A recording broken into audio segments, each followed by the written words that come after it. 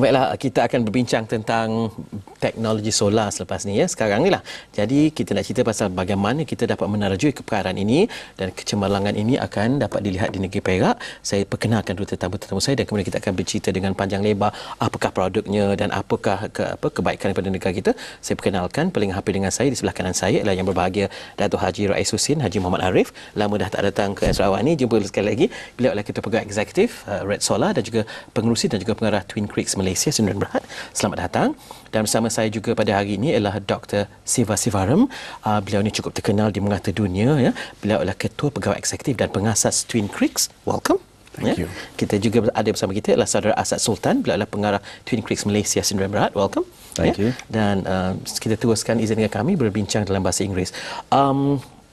Datuk, first and foremost, let me clarify this because when we read the press release earlier, at first we thought it was just a solar panel, but it seems like it's a production of solar panel and energy.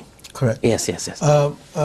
Obviously, the Twin Creeks Malaysia Sdn Bhd, the manufacturing plant in Perak, will be focused primarily on the manufacturing of the next generation solar cell and panel using the most updated technology, which I think Dr. Siva will be explaining. Yes. However, at the same time, the Red Solar's charter is actually to be eventually an independent power plant as well, using solar technology as a renewable energy thrust that the government has taken under the new economic model that Dato Sri Najib has been advocating. We want high-tech, high-value FDIs coming into Malaysia. Right. This is exactly what we are talking about. And Perak is now in the forefront because the technology that we are bringing in is a new age Silicon Valley, so to speak. Yes. So coming back to the independent power plant, we are actually mandated by the Perak state government to actually commission an independent power plant using solar, and this would be a big showcase on using solar as a renewable energy for Malaysia. Dr. Siva, when you talk about new, you're saying you're talking about the technology of the future, and I also read, I googled you, by the way, you're talking about this time around it's different because it reduces the main raw material, which is silicon, and it's 97 by almost 97%. No, tell us about the role of silicon and reducing it by 97%. What does that what all that means? Yeah, it's a interesting technology problem. Yes.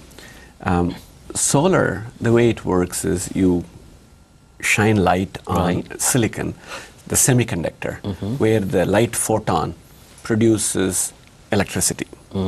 Everything happens in that piece of silicon. There is no mechanical parts, there is no wheels, there is no gears moving. Everything is in that piece of silicon. That silicon is crucial to producing electricity. About 85% of today's solar is silicon based.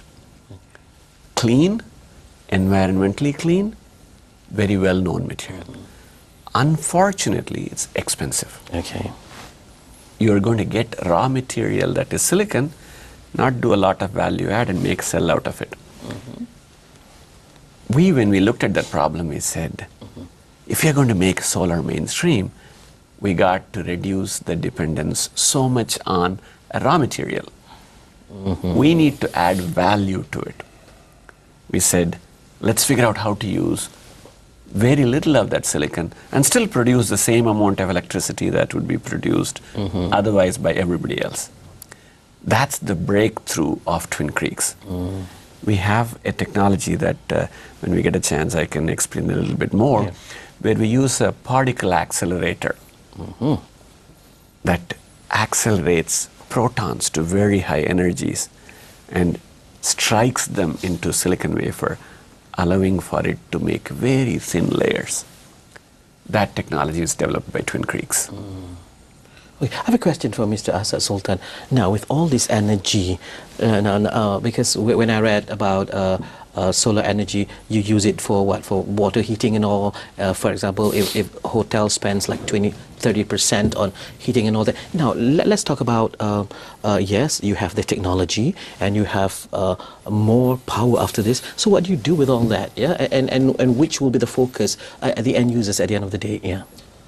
Well, the applications for solar range from retail applications, Yes, yeah. like as you mentioned, water heating, yes. solar lighting, domestic purposes, to commercial applications for enterprises, large corporates, to utility applications where you can, create large-scale power projects, solar farms using that. So with respect to Twin Creeks in particular, I think our sweet spot of our applications is in the enterprise segment and in the what I would call the small-scale utility segment. Projects that range from a 1 megawatt to 15, 20 megawatts. The very, very large projects would be these 50, 100 megawatts that you read about. Right, yes. So our application is really sweet spotted in that space.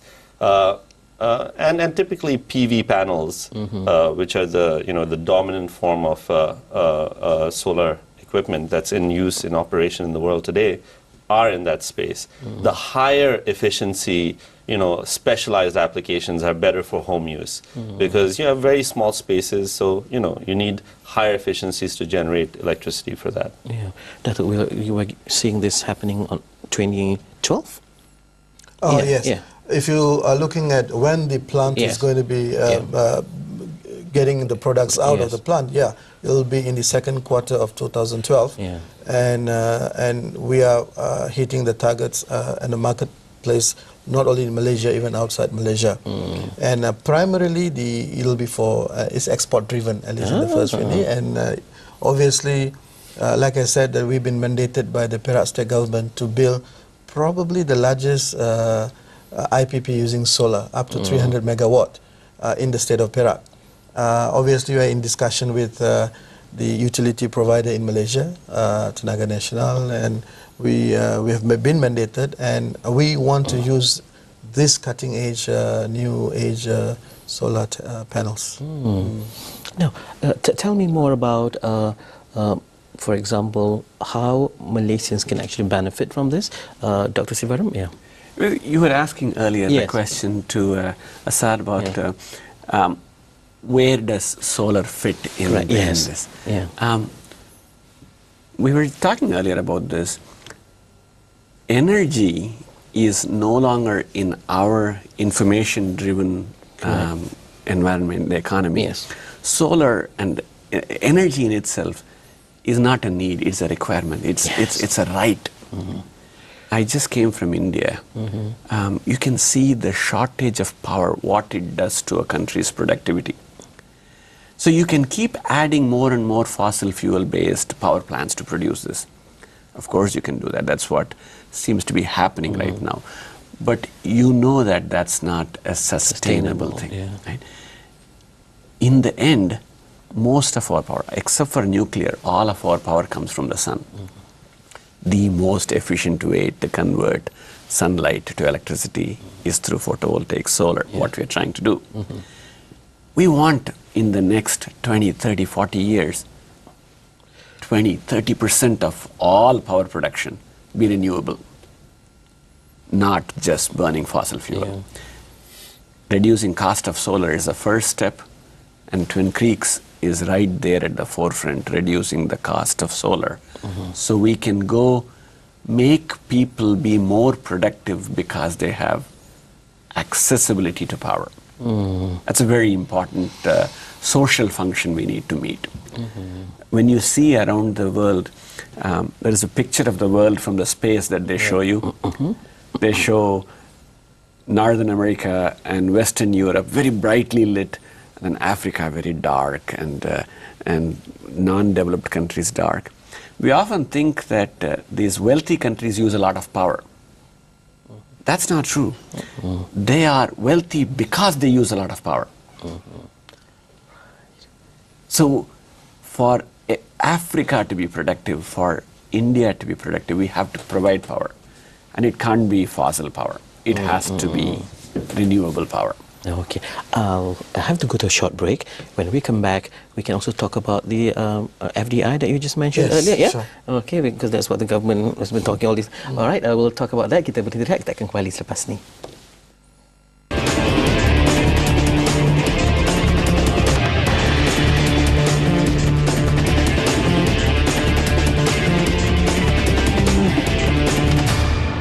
Baiklah, kita teruskan perbincangan kita tentang menerajui kepakaran dalam bidang tenaga solar. My question to Dr. Sivaram, now, when you talk about Twin Creeks, yeah, I read about it only being founded in 2008, but you're expanding very fast, and you've got projects in Mississippi? Mississippi, big ones there. And I'm just curious, why Malaysia in this case? Yes. Why not Malaysia? Yeah, why? Now, having said that, Malaysia is a great place for multiple reasons. You do know that about 12-15% of all solar panels in the world do come from Malaysia. Malaysia is in the forefront of solar. Yeah. The second is, when we were trying to expand from the technology that was developed in San Jose and Boston, the one thing we looked at and we said, you know, the markets for solar, surprisingly, are going to be where the sun is. It's not in Germany, it's not in Europe, it's really in where the sun is. And we have plenty of that here. We have plenty of that here, India, ASEAN, Australia, that's southern China. But most importantly, when we were talking to Rais and the support that I received from the government in all respect was outstanding. There was a vision. When Dr. Zambri came over to evaluate us, there was curiosity. He looked at it and says, what can we do with this? And when I had the idea, hey, this is what we want to do, Rais came back and, why can't we do this, this, this? Very interactively, we came and said, let's do this. And when the proposal came in, we had already started talking with Mississippi. We needed the proximity of Mississippi to develop the first part of the technology. But when we needed to go high volume, everybody says, go to China. We say, no. Every advantage China has, Malaysia has, but I have much more better interaction with people like Rais, people like Dr. Zambri, who had the vision to come back and say, let's go do this. And when we sat down and put the hard numbers and said, do this, it made so much sense. There is good educated workforce available. We went and looked at Petronas University near beautiful place. Lot of trained people. We need engineers. We need those engineers to be entrepreneurs with us, not just workers. We thought that's a great place to start. No, I'm just curious, how do you keep creativity and innovation going in a major organization like Twin Creeks? Yeah, very, very good question. We worry about that all the time because that's the only edge we have. You go see these large manufacturing companies that go develop a technology and take it to China and have 100,000 people work on it. That's not us. We are value-added, highly technology-driven. So we are about 75 people today. Believe it or not, about 26 of them are PhDs. Yes, I read about it, yeah. Right? 50 engineers with advanced degrees. We want to give these people room, and they say, here is the major problem of the world. It motivates them. Right? It is not something that they are trying to make a toy for McDonald's. They are trying to change the world with energy. So once you have that focus that say, you're bright people, here is an opportunity, a way to change the world, they do wonderful things. We have 60 patent applications in 3 years. That's a lot. Right?